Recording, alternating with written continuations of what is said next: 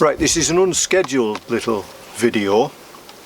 I've just done an inspection of the dog and she's got a tick on behind her right ear. So I've got my largest first aid kit out, one of 4 or 5 first aid kits I've got. But the reason I've got this first aid kit out is because I know it's got a good pair of tweezers inside. I don't have a tick removal tool, so that's what I'm going to use. Now I know some of you might be aware of different methods of removing ticks, and some of those methods, including matches or a cigarette, petroleum jelly, Vaseline, or even toothpaste or essential oils, smothering the ticks in these things to try and get the tick off. It will get the tick off. In fact, there's another method, circling the tick with your finger and the tick will eventually release.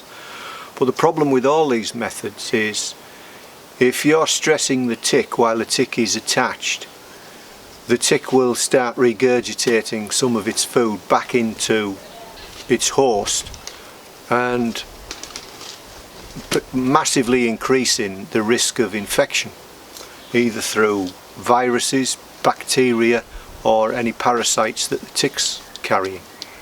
So we're going to use the just straight pull off tweezer method,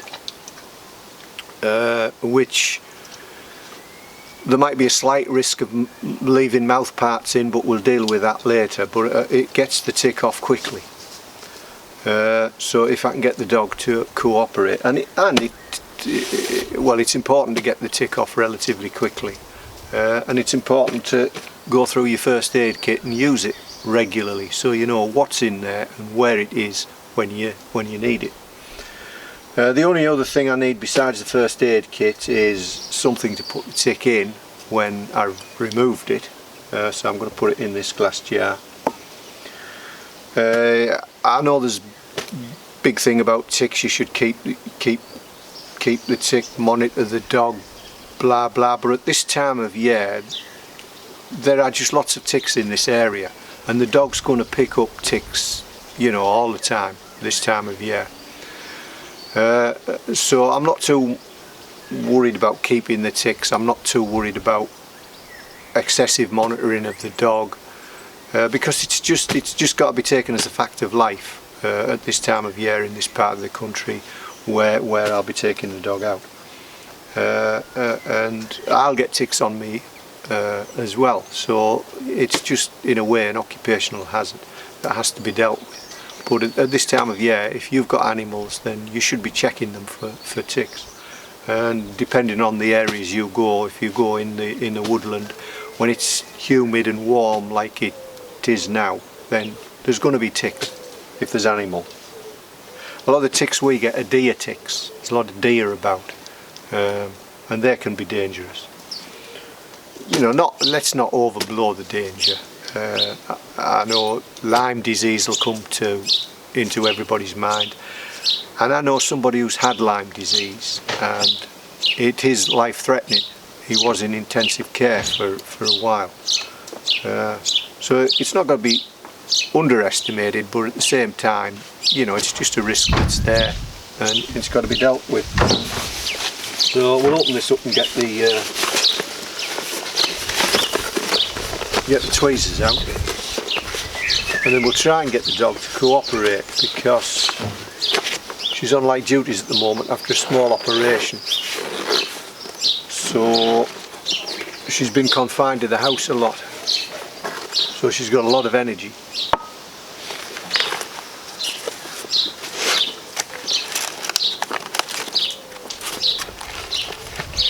So I'll be spraying some antiseptic on the area once we've removed the tick.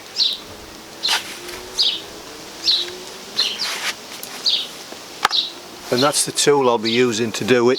Just apply tweezers, long nose tweezers, fine point to them. So let's get the patient.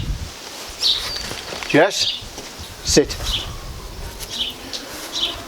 So it's behind her right ear, so we want to turn it round a little bit. Let's drop this down. There it is. Right, now stay. Stay. Stay. Stay. So this one's only quite small. Her hair is quite long, so you probably can't see it, but what I'm going to do is I'm going to use the points of the tweezers to get as close as I can to the skin, and once I start I'm just going to grasp it firmly and pull it out. There we go. There's the tick removed. So it's quite a small tick, and we'll put it in the jar.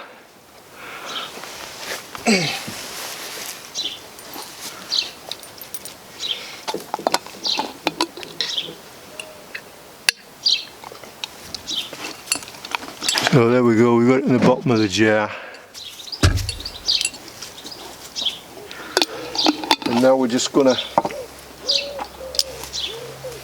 find that area again. So it was on this side, the right hand side, below her ear. No, we're not playing. We're not playing.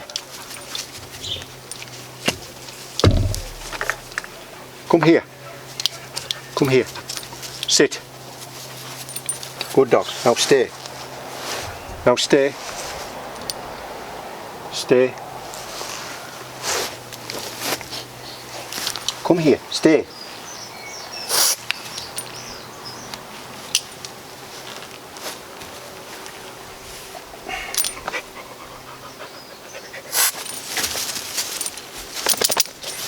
Good dog. Good dog. Yes, Simon. All exciting stuff, isn't it? Eh? All exciting stuff. So that was quite a small tick, so quite difficult to actually locate. We did get a much larger one off her, not on camera. So I just wanted to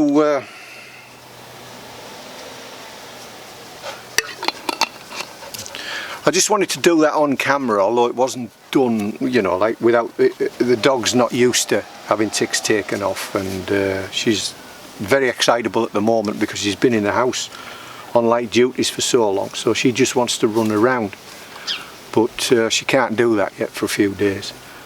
But it is very important to check your animals for ticks at this time of year. So I just thought I'd put that out there as a little extra, if you like. Now I'm not going to get she'll get a lot of ticks through this year, but I find the tweezers quite adequate for the job. So that's I won't be investing in a tick removal tool. I'll just be using the tweezers. So now I'll just sterilise the end of these tweezers. I'll wash them and then sterilise them, because you don't know what I'm going to need to use them on next. I didn't put gloves on there either, because if I'm out in the field, I've cut my nails, but if I'm out in the field I'll probably take them off just with my nails.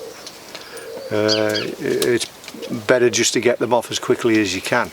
But once you get a grip of the tick as close down to the mouth parts as you possibly can, that's why you want these fine edged, fine end tweezers, so you can get right down to those mouth parts, get a decent grip of it and just take it straight out, and don't worry about taking a few hairs with it as well, a few dog hairs with it.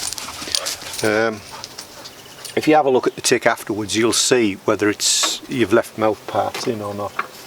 The tick should be alive, and it should all be there really. But you know, they're not all these massive peanut sized things. Some of them can be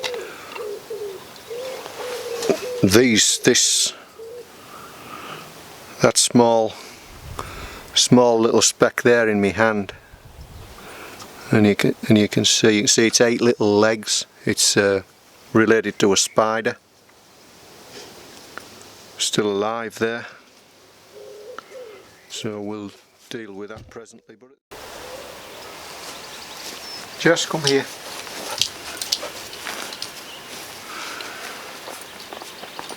So you've got to get your dog used to you checking it all over for, no, lie down, lie down, lie down, down, good dog. All over for ticks, especially in the ears. Even between the toes. And especially around the private parts as well. No, come here, come here, come here, come here. Now, I'm trying to stop her from running around too much, because if you can see where she's been shaven there, and she's got a scar up here because she's been neutered, but while she was being neutered, they found when they cut into her that her intestine had been wrapped around one of her ovaries. So it was a good idea that we got her neutered so early, although we didn't know that at the time. Hey, now just calm down. Just calm down. Just calm yourself. So that's why she's so excitable at the moment, is because she's been confined to the house. Well, not confined to the house, she has been out in the garden, but it's not long after her operation. Isn't it, eh? And you just can't contain your enthusiasm, can you, eh? You rat bag. No. She's seen a seagull. She's seen a seagull. Hey. She looks up at birds and aeroplanes. That'll do. That'll do.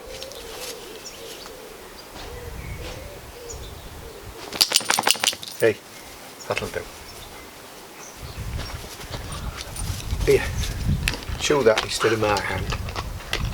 Chew that instead of my hand. Here, rat bag. Come on, we're going in now. Going in now. Come on. Come on.